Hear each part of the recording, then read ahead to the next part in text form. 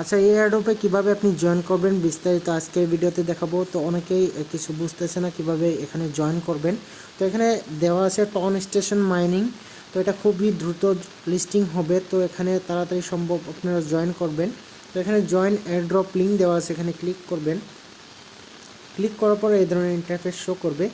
এখানে আপনাকে যে কাজগুলো করতে হবে এখানে দেখতে পারবেন এই ধরনের ইন্টারফেস। এখানে ফার্মিং একটা অপশন দেওয়া আছে, এখানে স্টার্ট করবেন। এখানে প্রায় 6 ঘন্টা পরে পরে এখানে আপনি ক্লেম করবেন, প্রতিদিন এখানে ক্লেম করবেন।